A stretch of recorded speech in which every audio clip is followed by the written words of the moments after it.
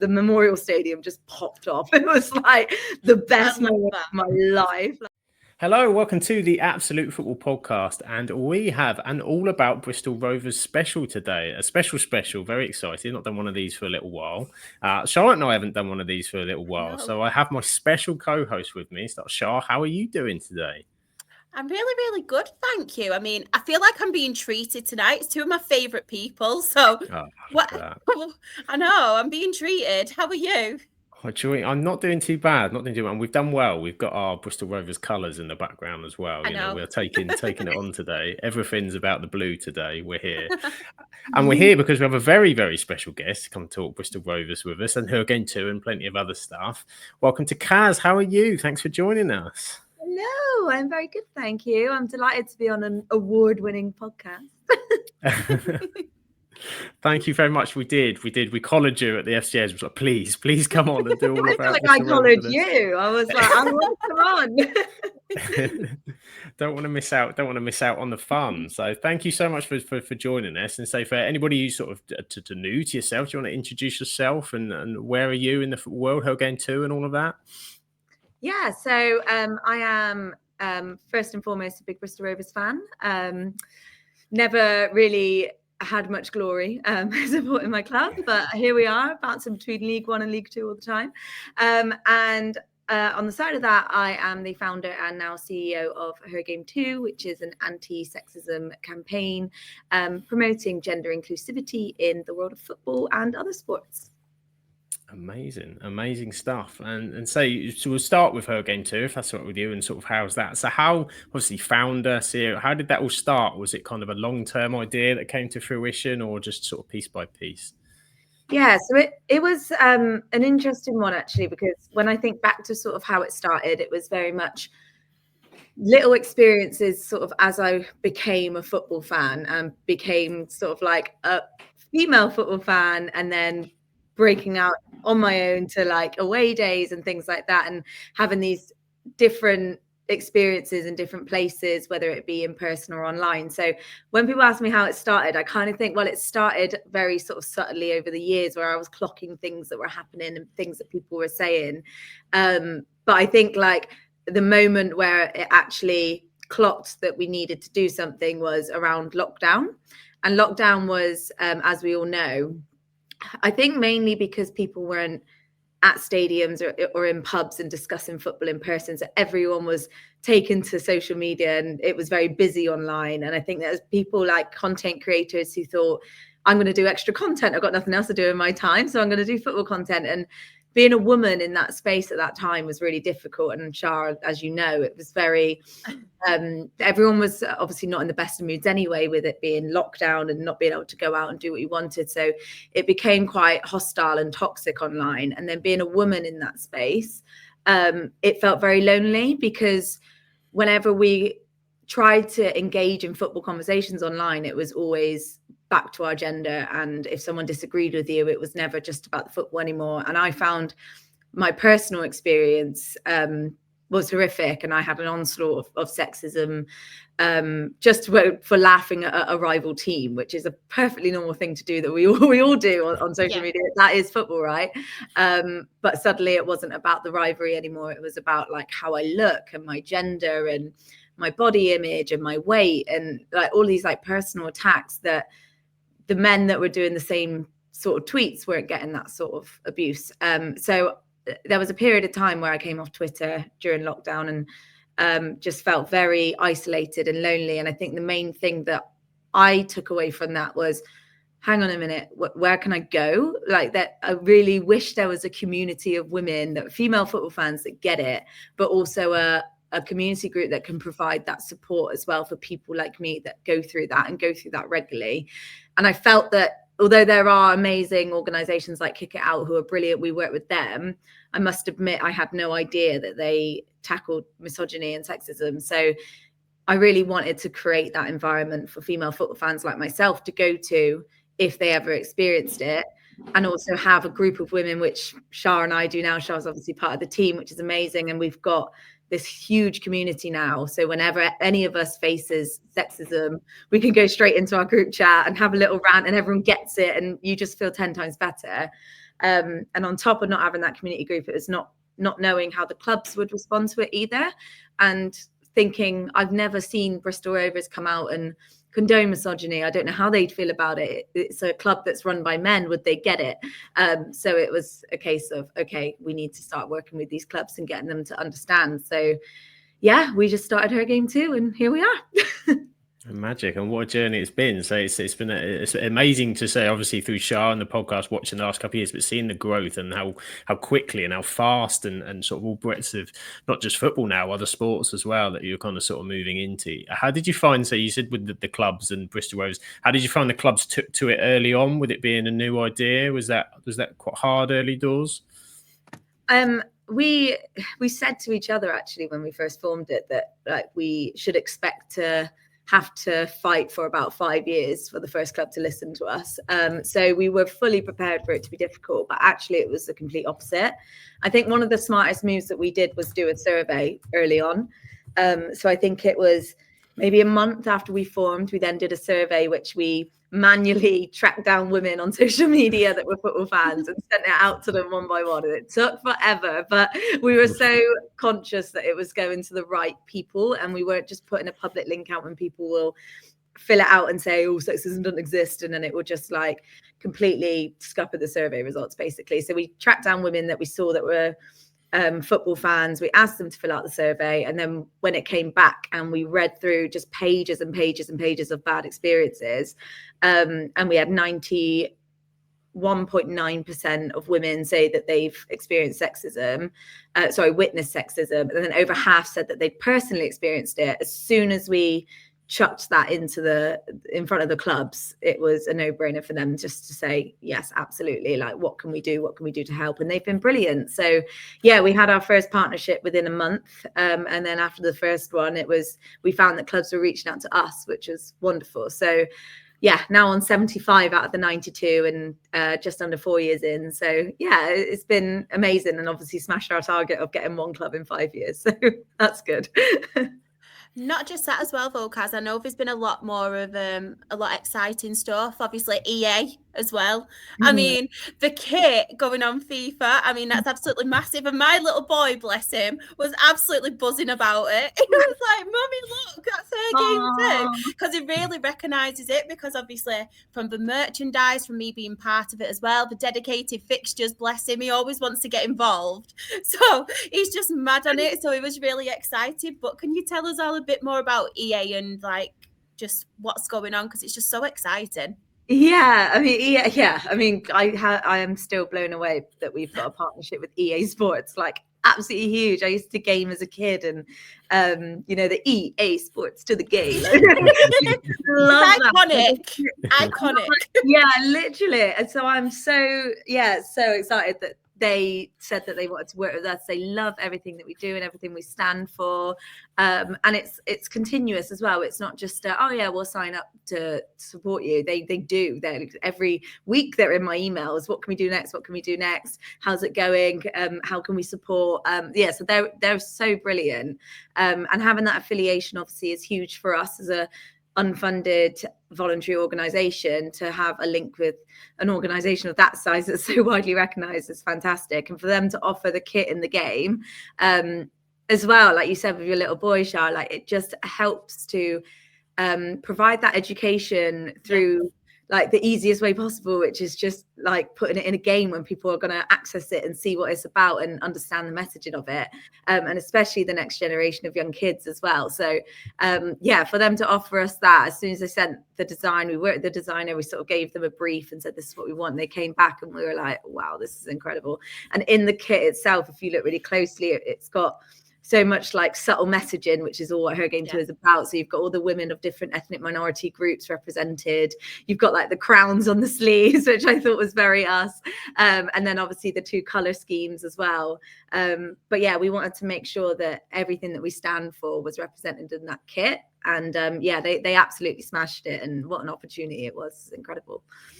Oh, honestly, it was brilliant. And like I said, he was so excited. He recognized it straight away. He was like, look at that. Look at that. So it was really tough. But obviously, as we mentioned, obviously the campaign is getting bigger and bigger now.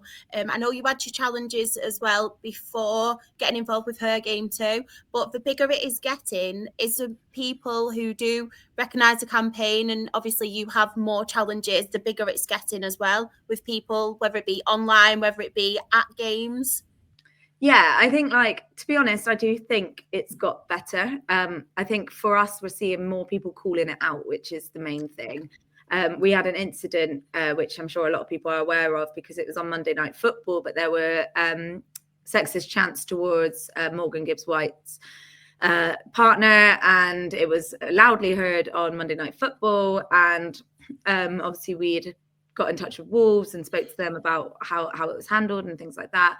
And they said they had multiple reports to their control room on the day. And I think about that and I think, wow, 4 years ago, that probably wouldn't have been the case. Like, people would have known that it was safe to report that sort of thing, or it would be taken seriously. So I think actually, although it's still there and we still got a really long way to go, as we've all seen lately on social media, we have seen progress at the same time, and people are starting to recognize sexism as discrimination and feeling that they can report it to the clubs and the clubs will do something about it. So yeah, it is getting better. It feels like it's been slow progress, and obviously you've got some big influential figures with a lot of followers that are openly misogynistic towards women in football.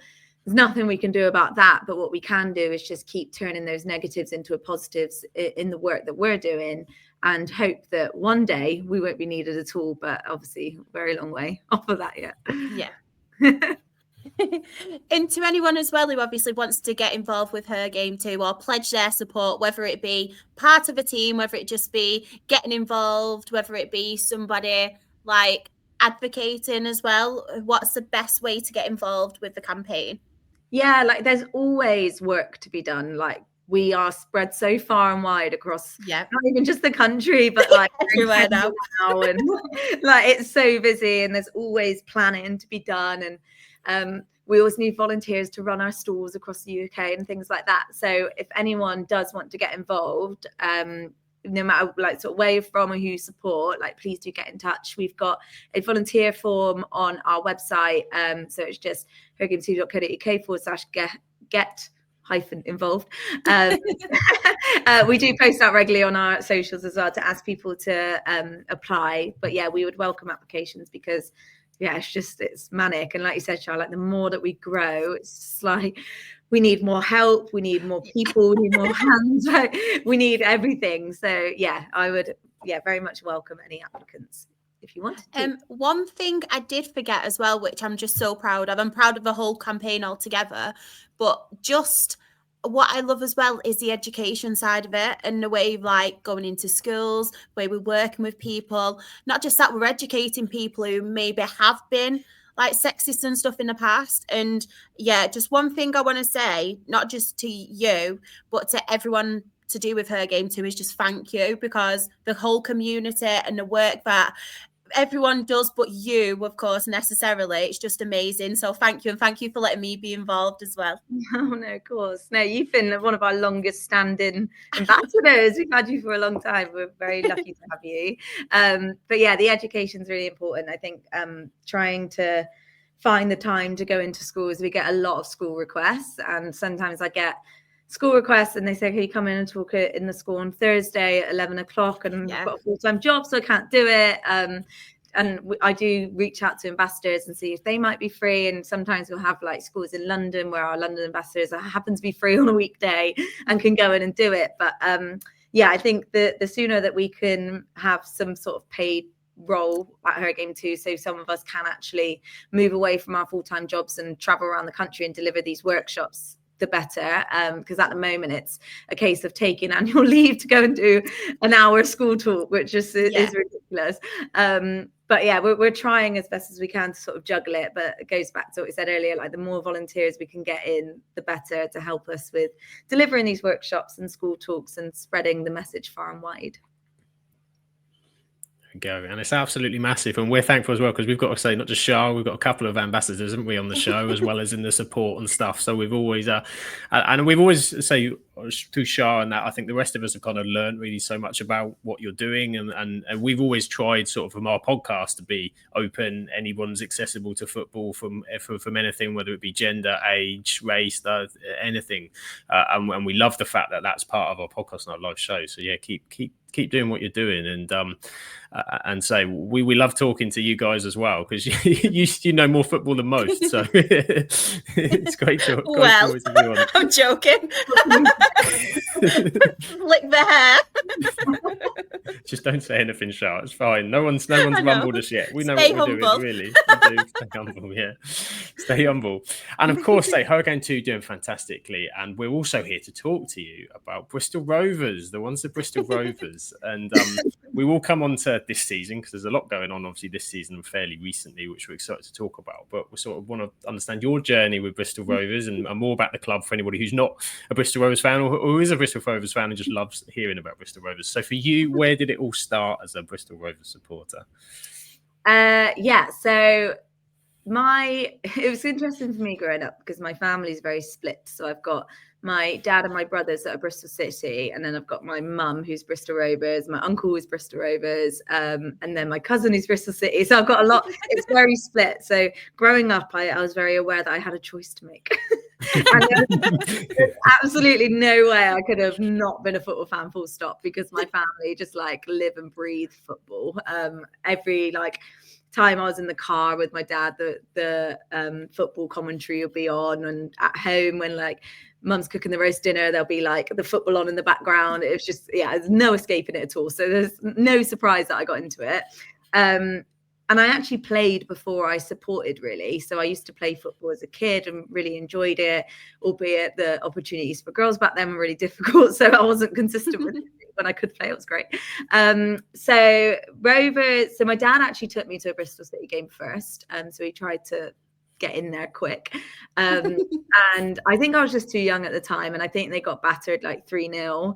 Don't know who to, but the atmosphere was really hostile and toxic. And it was just not somewhere you want to take your daughter the first time.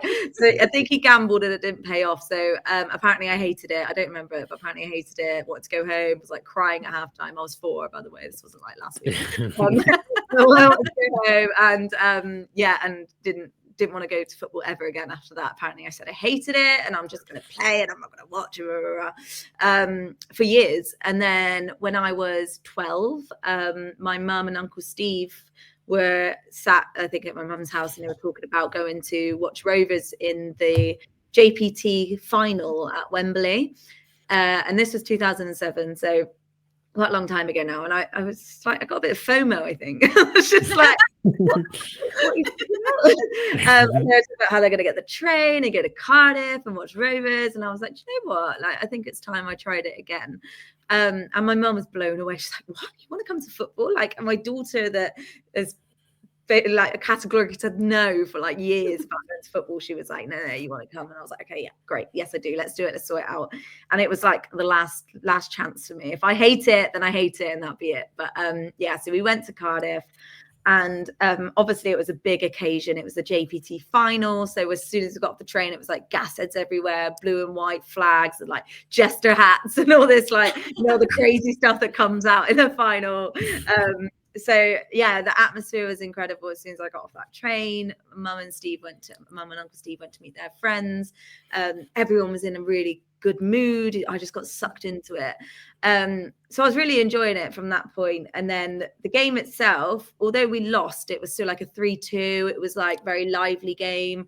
Obviously it's got to celebrate a couple of goals. And from that point, I was like, oh my God, yeah, this is what I wanted. And whenever I thought about going to football and hearing when everyone spoke about it, I get it now. I kind of felt this is my community and this is my home from that moment. So my poor mum, after that, I was begging her to take me to every single game. She was my bank account, but she loved it at the same time. And then a few weeks later, we then got promoted at Wembley. So I probably picked like the best time to become a Gashead, because I got a JPT final at the Millennium Stadium, and then I got promotion at Wembley. Obviously, at that point, you don't really know the players. You're just sort of following the team in blue and white, and you're like, yeah, like I know how this goes. But the winning at Wembley like sealed the deal for me. And then here I am years later and never looked back. How did your dad feel? Yeah, that's the one question I want to know. He can't be greedy because he's got my two brothers, so he had to let my mum have this one. And to be honest, like I think for him, like he's probably a bit guilty of like, oh, like I want to take the boys, like because it's a boys thing. Like back then it was more than it is now. So obviously now he's like my biggest supporter, HerGameToo's biggest supporter. But like, yeah, I think he could let my mum have this. At least my mum's got love someone. That. Yeah, love that. got the moment. Did you get involved in the banter as well, sort of back and forth, going, just Wembley twice this last couple of weeks? Yeah, the dinner table was great, and my mum was loving it because she had a little sidekick all of a sudden. She wasn't quite those battles alone anymore. The backup was there. So in terms of Bristol Rovers generally, sort of as a club, and how have you enjoyed the match days at the stadium in the early days? What's the kind of match day atmosphere at a Bristol Rovers game like at the home stadium? Yeah, to be honest, like, and I'm not just saying it. I think like the beauty of going to Rovers still is the fact that it's not one of those big, expensive, shiny stadiums. It still feels very like old school and like very real football sort of when you go down there. And I've had people that sort of mutuals of both Bristol teams and have compared going to Ashton Gate compared to going to the Mem, and said that it feels very different because you've got one stadium that's huge and it doesn't get filled, so then it can feel a bit empty and, dare I say it, someone said soulless. Not me, someone else said it. And with Rovers, we've still got the terracing, and you're still relatively close to the pitch, so you can sort of like see all the action quite closely in front of you. And it is like a different experience to the bigger clubs and what modern football is now becoming. Obviously, like one day, I'm sure, like eventually we'll probably get to that point where we are in this big all-seater stadium. I say big, an all-seater stadium. The terracing won't be there anymore, and then I'll probably miss it. So I think like, yeah, I'm kind of enjoying the Mem for what it is. Like it's not pretty. It's nothing special, but then it's special to me. And I know that it doesn't look the best stadium ever, but it's home to me. And I think the day that we move from the Mem, there's been talks about us having new stadiums, and I think that will be the moment where I'll feel really sad. And even though I know we need to progress, like we all need to progress with our clubs, don't we? We need to have stadiums that are suited to the level that we want to play at. So I'm aware it needs to happen, but I think deep down I'll be really gutted to leave the Mem, because that's where all my memories are made. So yeah. And the atmosphere is great when it's going well. And this when it's going well. Yeah, it's sad. I suppose letting go of an old stadium, you've got so many memories. It's a bit like, I suppose, your first car. It's falling to bits, and you're like, I don't know, I need to move on. But it's we've had, how the little things work to make sure it all works, and it's a great connection that you have. And you mentioned say Gasheads. What's the for people that don't know Bristol Rovers? What's the gas connection with Bristol Rovers?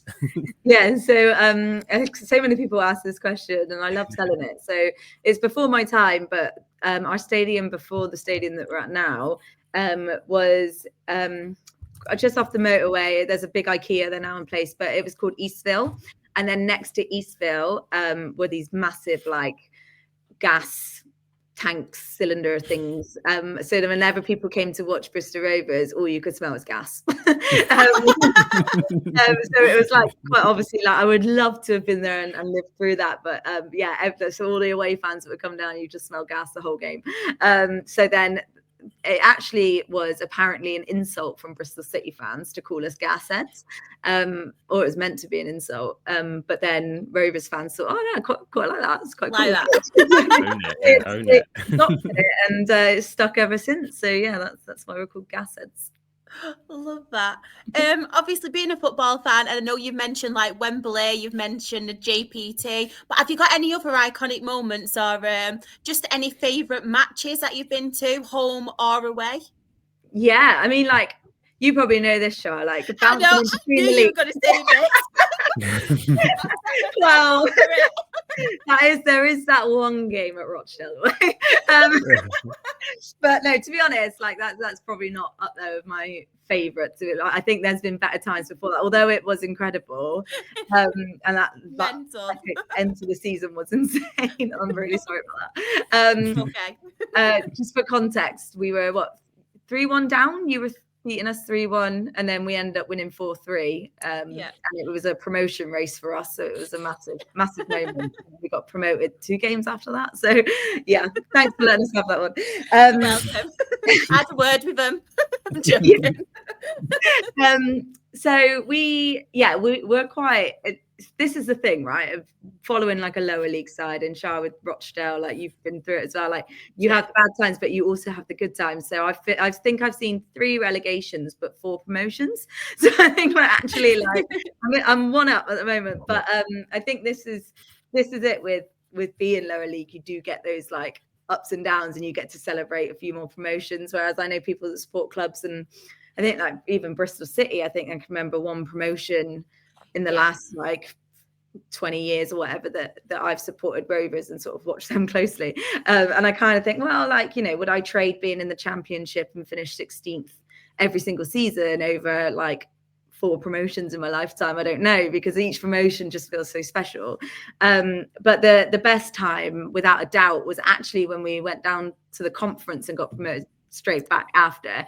That season in the conference was genuinely the best time of my life, and I was obviously devastated to go down and drop out of the league for the first time in 92 years, and I was dreading it. But actually, when the ball started rolling, pardon pun, it was actually an amazing experience, because you're going to all these grounds that you'd never go to before, and all these little towns that you never would have thought to go to.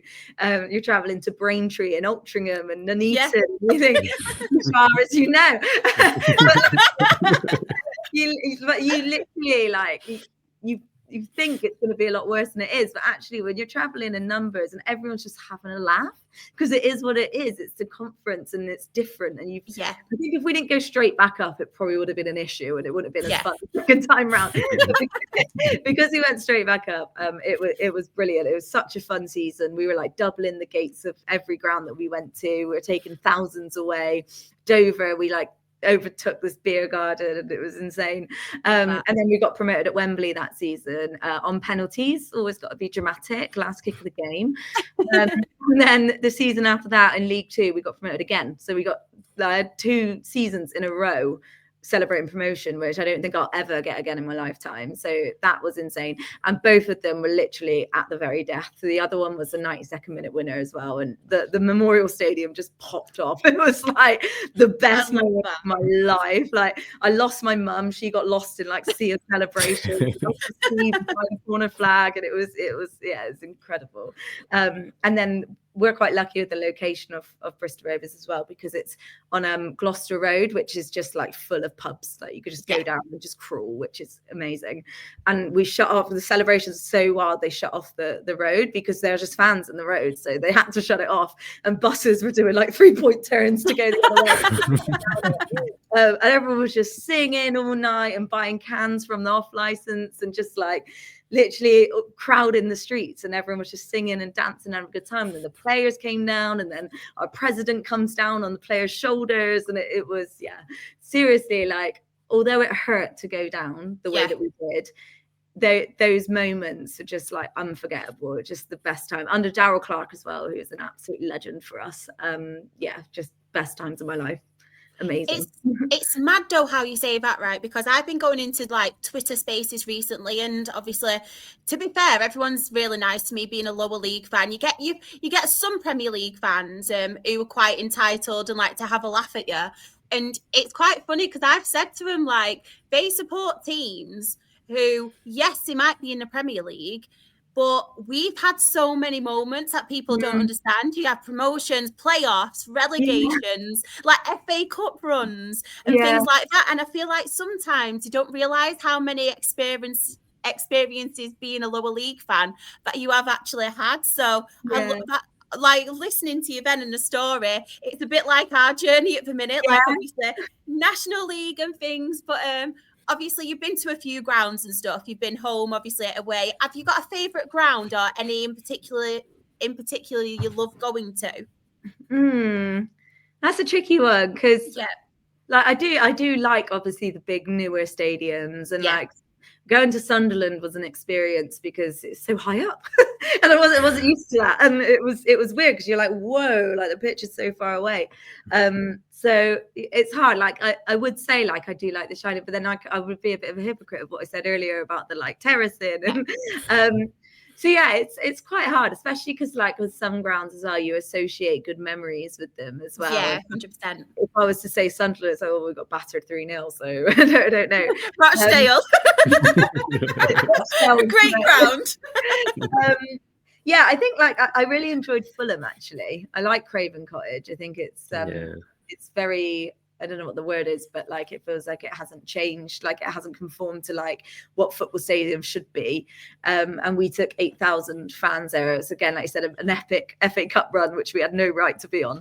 and Fulham were like Premier League, and we were, I think, League One at the time, and yeah, we took 8,000 because it was an occasion, and that stand that we were in, it just felt so good. Like it was, the floor felt like it was moving, it was rattling, it just felt like a proper football ground, you know. So I really like Craven Cottage. I'm going to stop there because I think like I could rattle on for ages going on all different grounds, and it wouldn't make sense because they're all going to be very different. So I'm going to stick with Craven Cottage. Love that. Obviously you mentioned as well like your journey, you've been to the conference and then League Two, but you're obviously at life in League One now. How is that? I think we're going to be League Two again next season. It's a distant memory to me. I just want to know how League One is. It's been a while. If we go down again, that'll be my 5th promotion hopefully next season. But yeah, I think League One at the moment, be glad you're not in it because it's a very, very difficult league. You've got some like giants in there. You've got Birmingham, you've got Wrexham, you've got Huddersfield, Barnsley, like the ones that you'd expect to always be up there, like the top 6, you can go, yeah, that makes sense. Like Bolton as well, like you just got big clubs, and it just feels like when you've got clubs like Birmingham that are spending 14 million on one striker, and it's like, wow, like that is like not even a fraction of our entire squad. It kind of feels a little bit, I mean, I don't know what the financial fair play rules are or whatever. I don't know if there's like a thing, if you get relegated, you get 2 years or something, but it just doesn't feel entirely fair. And I've got to say fair play to Wickham, who are not on that budget, but are actually battling at the top there and actually have been above Birmingham for quite some time. So Wickham are doing it right. But I think at the moment for us, like obviously we'd much rather be anywhere but where we are now, which is just hovering above the relegation zone. But if we were doing all right, I still don't think we would get anywhere or stand a chance because we don't have the same budgets as some of these giants in the league. So, yeah, hopefully normality after this season when they get promoted and piss off and we can actually like compete again. Just a quick spoiler on Wickham as well. It is looking like their manager's going to Luton. That is a massive blow for them, isn't it? Because they're doing so well, but they seem to keep doing it every season, though. They do something, no matter who they've got in charge. So whatever they're doing is right. We can all learn from Wickham, honestly. This is it. Hopefully they'll keep it going. We will see. We will see. But you sort of said about, say, being League One, sort of League Two. How's that with the Bristol City kind of rivalry? Because obviously you probably haven't played so much. Is it still sort of quite hot? Because I live in Southampton. The Southampton Portsmouth rivalry is a bit similar recently, as they haven't played each other, but it's still bubbles. How is the rivalry? Yeah, it's there. Oh boy, it's there. But yeah, we never play each other. I've never been to a Bristol Derby because the last time we played each other, I was too young and my dad wouldn't let me go. So yeah, it's a shame actually because I would like to experience it, but at the same time, I think I'd be absolutely terrified because I wouldn't know what to expect. And when you see the rivalry sort of online or on social media, you know, it's quite bad. And I think actually when you're looking at teams like Birmingham and Villa who have played each other a lot, it probably gets diluted a bit, like the rivalry. It's probably less fierce because they're like, oh, we've been here so many times, it's going to do it again. Whereas with City and Rovers, it's so rare. So like people will be well up for the occasion, and I worry that there'll be a few that sort of spoil it and take it too far. So as much as I'd love to go to one, I think I'd be also like quite aware that I need to watch what's going on and just keep myself safe, because you just don't know how people are going to behave, sadly. But it's I mean, I've got a lot of friends that are City fans. Obviously I've got family that's City fans, so the rivalry's there, but for me personally it never goes as far as a little bit of banter and hoping that they lose every week, but like that's part of it. But it's it'll be an interesting one for sure when the time comes that we play each other again. I think it would be pretty fierce. Yeah. Is there always that kind of back of your mind every cup draw you think, is this it? Oh, is this the one? But every year I'm like, no, we're not ready. Because every cup draw, like they're on form and we're massively off form. So it's like, no, we can't.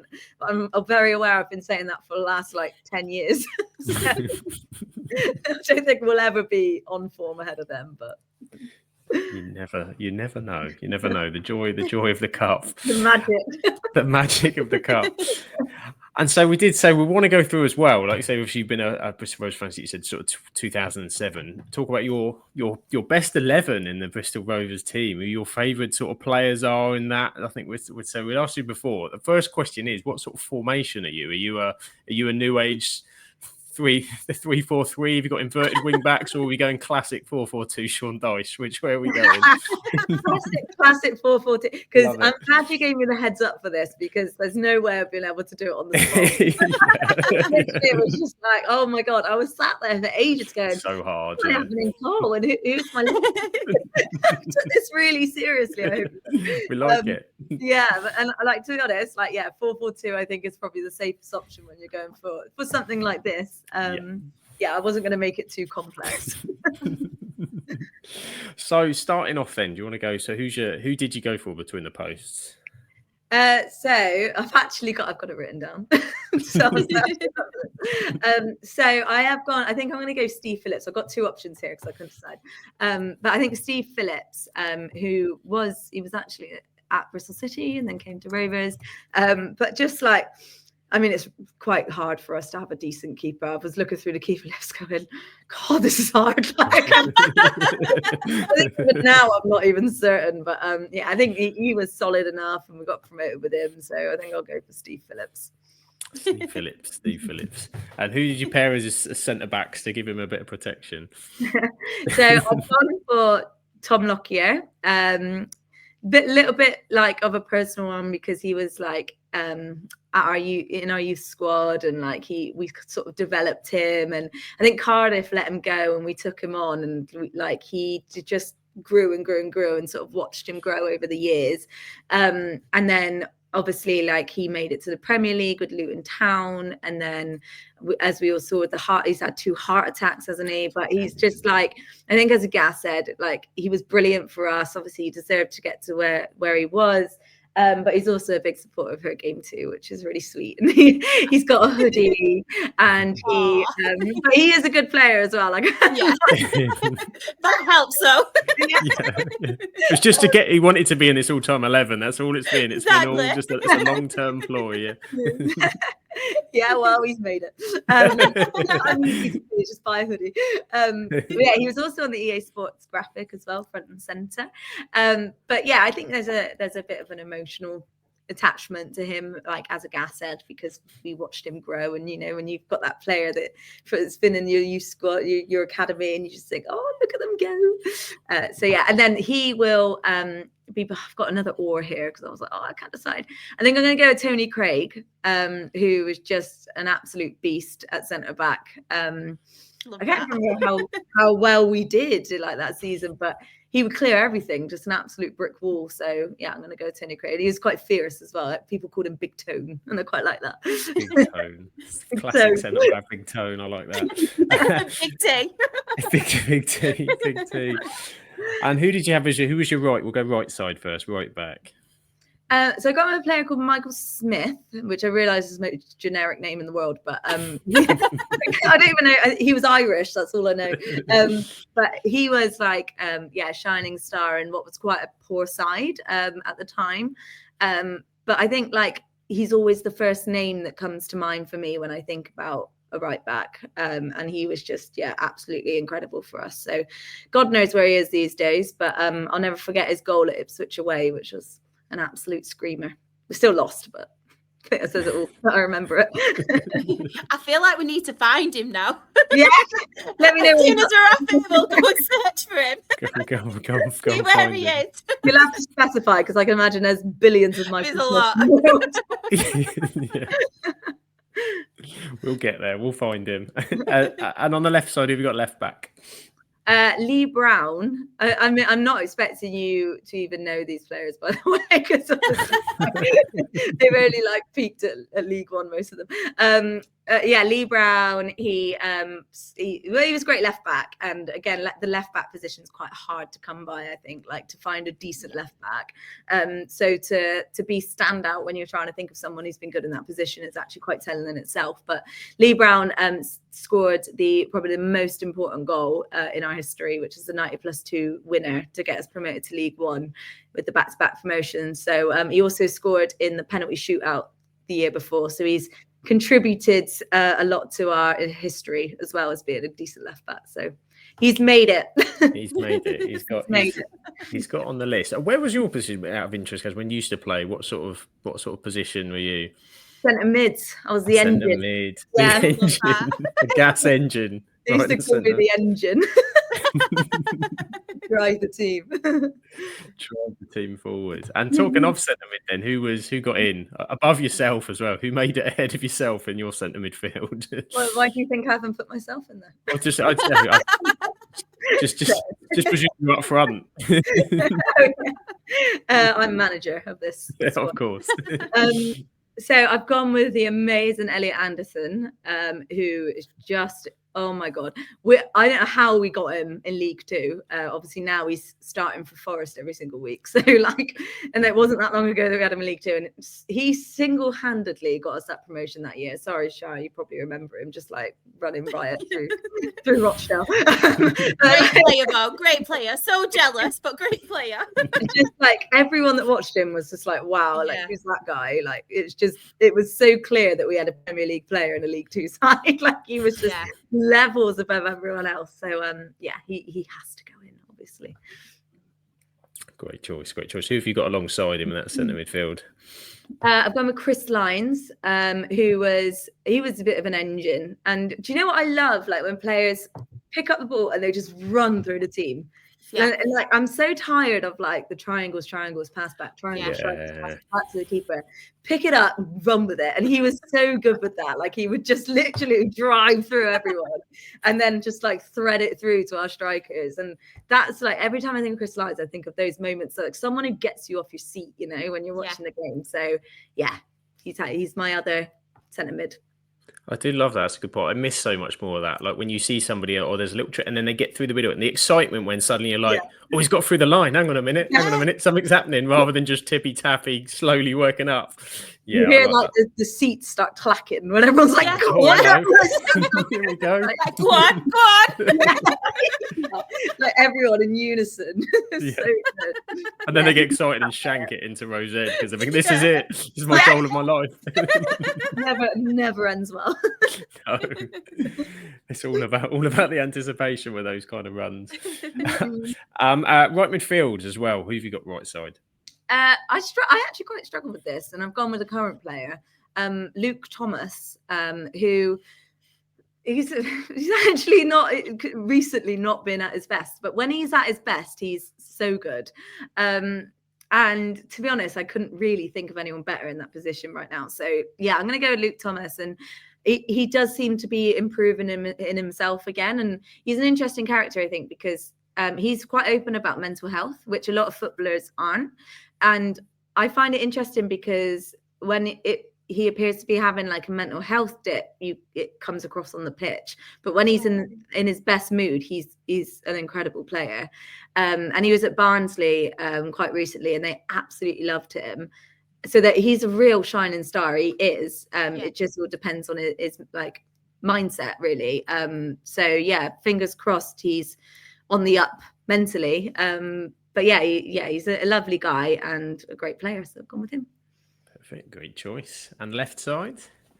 I've gone with Sam Nicholson, again, like a player that stood out in a really poor side. Someone that you kind of relied on in fact, he did get all the way to like when we got promoted actually a couple of seasons ago, but he was there when we got relegated during COVID. But he was someone I was always excited to watch. Quick player, rapid, run down the wing, create chances. Unfortunately, everyone else is so poor that those chances turned into nothing.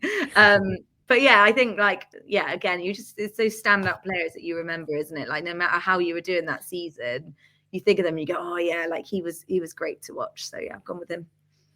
Great choice. And now at the top end, who's your goal scorers, your duo to see you up the leagues? To be honest, like, this one was quite easy because we've not really had like many like prolific goal scorers in the like last 20 years I've been watching Rovers. But I've gone with Ricky Lambert, who yes, cool. Yeah. Yes, like a new one. I approve. Like let's not talk about his social media right now. Like we're just talking about football, right? That's what so Dan and Southampton. That is what everybody says. Ricky Lambert. Oh yeah. We used to like. Yeah, I know. I was debating, and I was like, no, come on, Kaz. This is just like a fantasy exercise. Like don't like overthink this. Yeah, his social media is questionable. You know, back then he was a great player and scored some amazing goals. And is he from Rochdale? No, is it round? Oh no, he's from Liverpool. Yeah, because he played for Liverpool for a bit, didn't he? Factory. He worked in a beetroot factory before he became really. And I wasn't sure if that was in Rochdale, but yeah, I remember he's so scouse. I don't know why I just said that. And then he went back to Liverpool and got his dream role playing Liverpool. Yeah. But like, did he play for Rochdale ever? He played for us. Did you get him from us?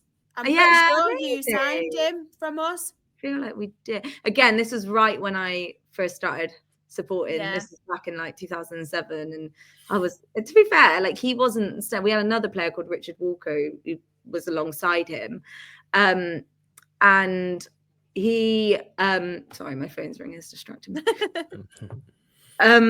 Yes, and like it was the Richard Walker show, and Ricky Lambert was quite quiet, and then suddenly the season after that he was like just scoring goals, and like some of his goals did he score free kicks? Banging with free kicks at Dale. Literally anywhere on the pitch, like even the halfway line, a couple of times he would score from the halfway, and just twat it, it would go in. It was like he was a magician. It was insane. So yeah, he's my striker, and then alongside him, which I was looking at this and I was like, oh, these two are quite slow strikers. You've got the drive in midfield though, remember? You've got that drive in midfield. Open it up and they just need Nicholson and Thomas that will feed them. They just got to hang around in the penalty area. I was looking at it, I was like, oh my God, I don't know if this would work, but we'll go with it. Johnson Clark Harris is my other one. Yes. Because he scored so many goals. Again, quite a poor side, but we signed him. We were quite underwhelmed, but then he was just like, as soon as he found his feet, it was like, bang, bang, bang, like I was like, I remember his first goal, first game he got a hat trick. I wasn't there, and my phone was pinging. And it was like Johnson Clark Harris, Johnson Clark. And I was like, who is this guy? And then it was just again like anywhere on the pitch, it would be screamer after screamer, and it didn't matter where he picked up the ball, he'd score a goal. Like he was one of those players that had his own song, and I think that says a lot. We don't have one player at the moment that has their own song, so yeah. This is it, a song. If you've got a song, that's what it is. We'll have a song one day, Char, on the podcast. You sing a song. It's usually you singing the song. It's usually just me singing happy birthday to everyone. I feel like this should be my job, happy birthday singing. Sing it to me if you want, Char. One more day. I feel like I should now. I think we've got our closing outro, haven't we, Char? 100%. I'll sing it however you like. Only joking, I'll blush. And so, go on then, to round it off, who's in charge of this this merry men winning team, or have you put yourself in charge? No, I was going to say. Can you imagine? I mean, I've already looking at it. It's a mess, and I've not thought about how these players would actually be together. I thought individually, so I do not want to give myself that responsibility. But I'm going to go with Darryl Clark, as mentioned earlier. Just total legend. I love him so much. We're actually playing Barnsley on Saturday, so I'm hoping that I can sneak and see him and just tell him that I love him.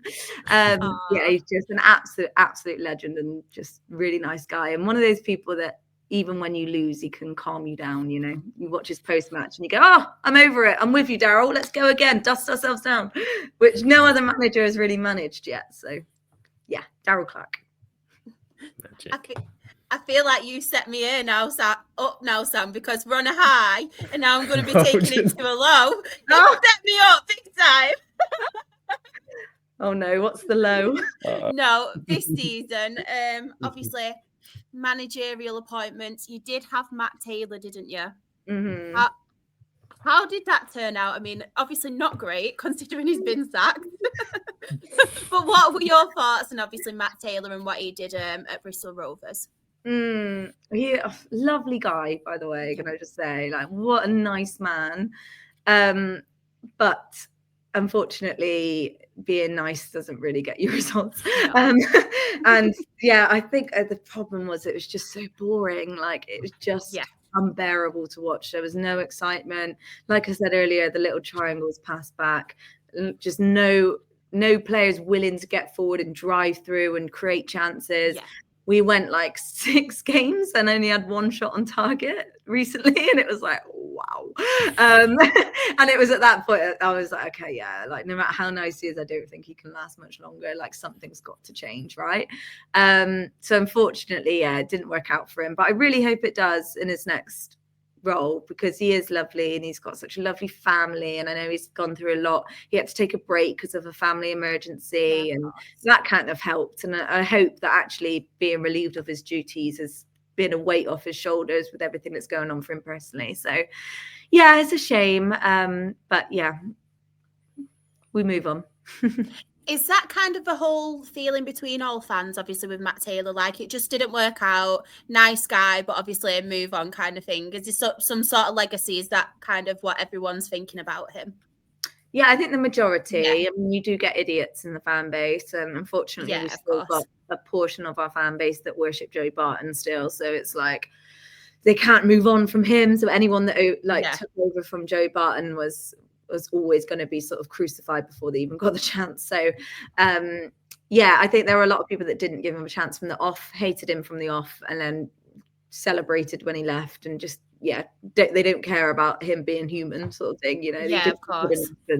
And yeah, it was so you get those people that just aren't very forgiving at all, but I would say the majority wish him all the best, and yeah, hope that it works out for him. Just wasn't here. Wasn't the case. And obviously you have a new manager. New manager is in. You have Inigo Calderon, ex Brighton player, coach at Deportivo Alaves, and I think was at Brighton sort of youth side. So how was that a real kind of left field surprise, or were you sort of hearing mumblings that was an appointment that was possible? It was a surprise because we've never appointed anyone outside of the UK before. Everyone's been English that's ever or maybe like might have 1 or 2 like Welsh, I don't know, but like we've never had anyone from overseas manage us, so it was really quite exciting, actually, a bit thinking outside the box, which is not what we normally do. So yeah, I mean, it's hard, isn't it, with a manager? I can sit here and say, yeah, I find it quite exciting, because every new manager is exciting, really. It's like, oh, it's going to be a fresh style of play, and it's going to be something different and exactly what we need. So really good feedback from Brighton fans. They absolutely love him. He's done miracles with their under-18 side. So that's good. And apparently a really nice, approachable, likable guy, which for us as Rovers fans, considering who we've had previously, is like not a tick. But he's like, yeah, I mean, he's doing all right so far. Obviously, he's got a massive job on his hands, but he's doing well to create that rapport with fans. So before his first game in charge, he was in the Exeter away end, shaking hands with fans and Aww. meeting all the fans. And I think that's like something Matt Taylor never did, like build up the rapport with fans. So he seems really lovely, and his style of play seems much more promising than what Taylor was like. So fingers crossed he can get a tune out of what appears to be a very incapable squad. So I think we can just try not to blame him and just see how he does. Obviously, he got his first win, but it was against Cambridge, who was struggling. So let's see how he does against Barnsley. Barnsley will be his first full week of training with the squad. So I'm expecting to see real changes from Barnsley, and then we'll get a better picture of how he's going to do. Yeah, it's difficult early days, you say, particularly over that period. So, Chris, there's so many games going on. It's just game. So trying to sort of get a new style or a new approach in is very sort of difficult to just spend some time with the players and do some training. Just stop playing games. We have a bit of time. Yeah, it was wild. It's a crazy period. How have you sort of taken to him in his interviews so far? Hearing him speak, is he? How are you finding him from that kind of connection point? Yeah, he just seems really likable, and I think that's obviously really important, because if the fans are feeling that, then hopefully the players will too, and want to play for him. And hopefully, from this weekend we'll start to see which of the players are wanting to win for him and get results for him. So if he can remain liked by Gas-Eds, obviously that'll get him the back in the stadium. I think the mem, like we said earlier, when it's going well, the atmosphere can be quite intimidating to the opposition. But I really do believe that the players can feel the fan support, when everyone's behind them.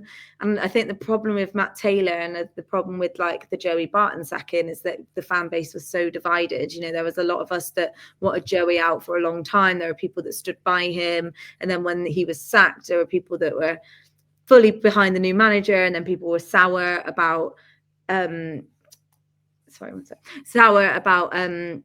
Joey go in. So then the fan base was still divided. So I'm hoping now with Inigo he can reunite that fan base a little bit, and we can start to actually, as a fan base, get behind the team and the manager. It's exciting, and it's a new chapter, and he seems great. So see how it goes. Positivity, this is it. Fresh start, positivity. We like it. It's all going to be good from here. In terms of where you're at currently in the season, where did you think start of the season? Are you underperforming to where you thought you would be, or are you worried that this might turn out this way? Massively underperforming. Yeah. I was like, 10th would be great. We are some way off 10th. We are, really, really struggling to get a win at the moment. Like I said, couldn't even have a shot on target recently. So hopefully with the new manager, we'll start to see some results. But I think for us as well, we've got to bear in mind that Matt Taylor ripped up Joey Barton's squad and started again. Yeah. And then so when you've got X amount of new players needing time to gel and trying to figure out this style of play and who's going to be in which position and who's going to be regular starters, it is going to take time.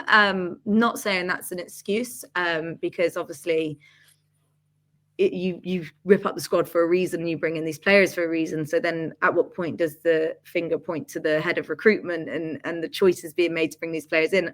Are they as capable as we thought they were going to be when they were signed? It was a really exciting window, when we had the window, but it's been really disappointing, to be honest. Really disappointing.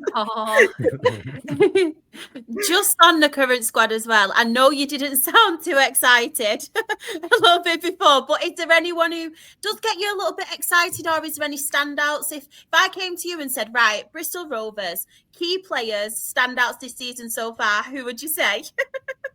Oh, Lordy. I think despite the amount of goals we've conceded, our keeper is actually brilliant. Yeah. He's very good, and has got us out of jail a few times. He is solely responsible for the reason that we got to the third round of the FA Cup. So I'd say Josh Griffiths in goal. And Luke Thomas, like I mentioned earlier, when he's on form, he is a dangerous player. So yeah, I'm going to go with those two. I don't think anyone else really warrants a shout out right now. So. This leads perfectly into my next question, though. January transfer window. Is there any key positions you think you do obviously have to get, or have you been linked with anyone? Any rumours of people leaving? You excited for it? Yeah, I mean, like, you know, every position would be great right now. Centre backs, like we need defenders that are capable of defending. We had a period of time where every time we got a corner, we just concede from it. It was just like every time we got a corner, it's like basically we accepted that we conceded before the corner was even taken, and then it'd just be like bang, goal. Like we just couldn't defend corners, which is crazy. And I feel like our centre backs don't necessarily suit Calderon's style of play either. Yeah. Like they're very hoofball at the pitch, and he's a bit more play out the back kind of guy. So I can imagine he'll want to get centre backs in that can play to his style, and I hope he does. Otherwise, we're in danger. And yeah, a striker would be nice. Someone who can score some goals. And yeah, I think like we've got quite a weak midfield as well. We had a sending off the other week plus an injury, and we had one person in midfield, and it was like, wow, see how this goes. So yeah, I think we are quite unfortunate with our injuries. Like Promise Mochare, who's our striker, is out, I think, for the rest of the season. So we're going to have to strengthen in midfield, get that spine sorted out, and then get some centre backs that can defend. Hopefully we'll be all right. Let's just try and survive. Obviously, you've lead me into my next question as well perfectly. As you said, you thought 10th would be absolutely brilliant, and I know we spoke earlier in the podcast that League One is actually a really, really tough league. You've got some really big clubs in there, the money as well, obviously with some of the bigger clubs. But where would you be happy finishing this season, or what do you expect? Like any expectations? I know above relegation would be perfect. I just stay up. I don't care how we do it. I don't care how it happens, where we end up. I just don't want to go down. I think, to be honest, and like I am sort of like laughing through the pain here a little bit, but it's I've got the fear that it's going to be a repeat of the COVID season where everyone else strengthened in January and we didn't. So then the ones like Burton that we thought were like dead and buried strengthened in January, just went climb, and then we just went whoosh, and we finished rock bottom. So yeah, I just would like to stay up, and I think if we finish as high as 17th, that would be an achievement for how badly the season's gone. So yeah, that's my optimism is 17th. Optimism. Fingers crossed. Come on. I'll cross them. I've been so happy to be 17th. It's possible. It is possible. And so I've loved chatting Bristol Rovers. We have to finish up with our very special absolutely or absolutely not game, which Char's are really laughing, and you'll probably find out very quickly why. As we play our high production absolutely not intro video we haven't played for a while. So let's do it. The question with only two answers: absolutely or absolutely not. Absolutely. No. Absolutely not. Absolutely. Absolutely not. Absolutely. Absolutely not, mate. Absolutely. Absolutely not. Yes, absolutely. Absolutely not. So here it comes, the question with only two answers: absolutely or absolutely not.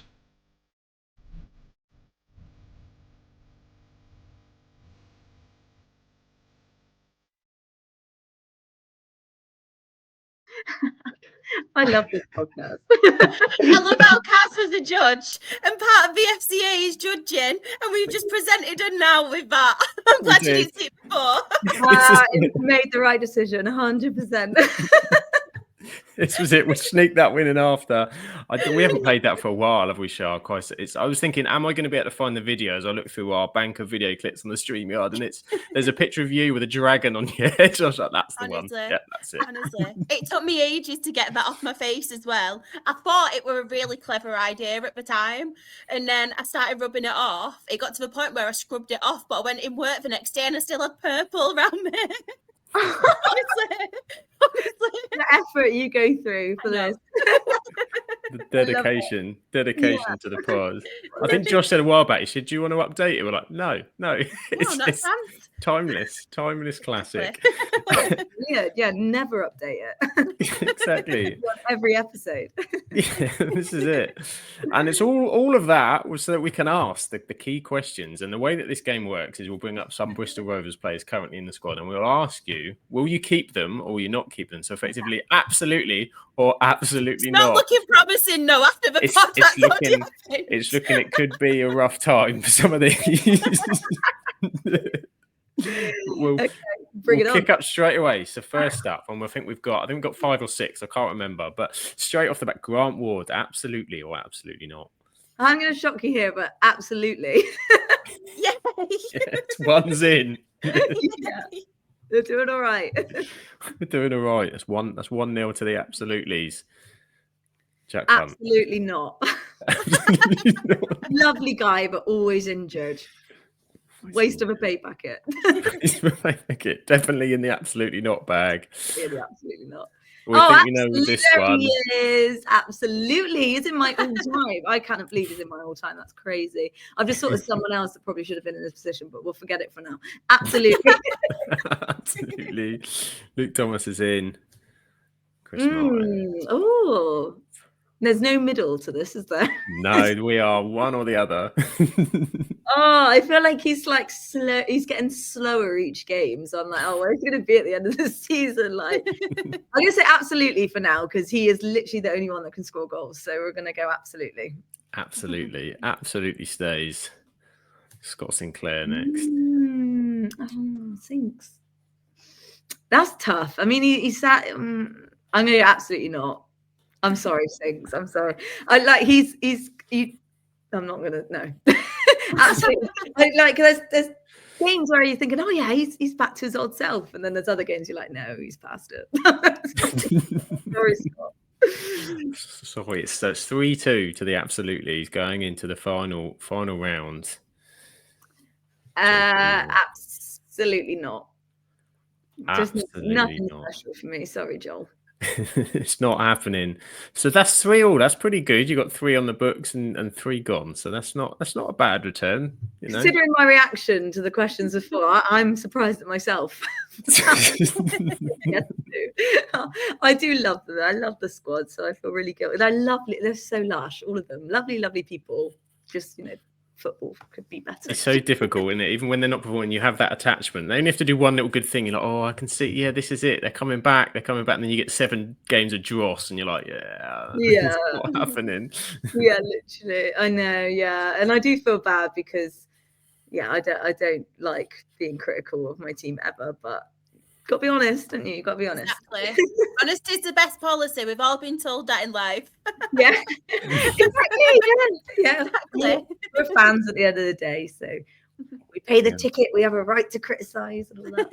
Exactly. We all have a voice. We all have an opinion. It's got to be shared. It's got to be shared. But thank you so much, Kaz. Thank you. We've absolutely loved talking to you. Bristol Rovers, HerGameToo, everything. Thank you for giving us the time. We're so really, really grateful for you spending the time to do this with us. Really enjoyed the episode. And say for people who want to find out more about you, about HerGameToo, where can they find all this wonderful stuff going on? Yeah, so HerGameToo, we've got social media. So we're on X. We're on Instagram, we're on Facebook, we're on LinkedIn, we're on Blue Sky, and it's just at HerGameToo for all of them. So pretty easy to find. And then me personally, I'm just at Kaz J May on literally every platform. Kept it consistent. So if you want to find me, you know where I am. But yes, thank you so much for this time tonight. It's been amazing, and I'm so happy that I'm finally on the pod. Yeah. Thank you so much. Really, really appreciated it. And Char as well, everyone wants to find you. Where can everybody find you?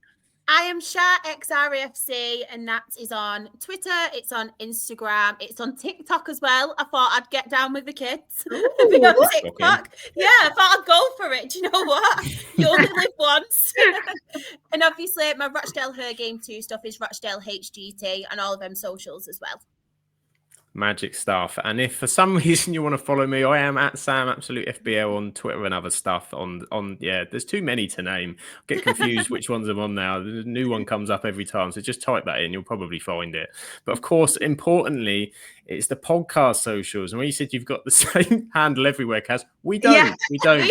Oh my God. Just decided it would be funny to do something different on everyone just to make it that little bit harder for you. So hence we have to have a wonderful slide picture to explain it to all of our new viewers. So we, as the Absolute Football Podcast, we have 3 live shows a week. We do the Premier League roundup on a Tuesday now this year. We do the women's football on a Wednesday, and Char hosts the absolute lower league with the Rowdy Rabble, as we call them, on a Thursday, talking everything EFL and National League in that one. So you can find us on Twitter. We don't call it X, it's official. It's Twitter at Absolute Football Pod, YouTube and Twitch Absolute Football Podcast, TikTok at Absolute Football Pod, Instagram Absolute Football Podcast _ Blue Sky now at Absolute Football, and we're probably on Facebook at the Absolute Football Podcast. So yeah, we've covered all the bases just with different names, because why not? Why make life simple and interesting when it can be complicated and exciting? Why not go for that? But for now, thank you to everybody for viewing. Thank you as well. If you want to subscribe, that would be absolutely magic. Follow Kaz, follow HerGameToo, all that wonderful stuff. Thank you again, and we will catch you on the next one. Bye for now.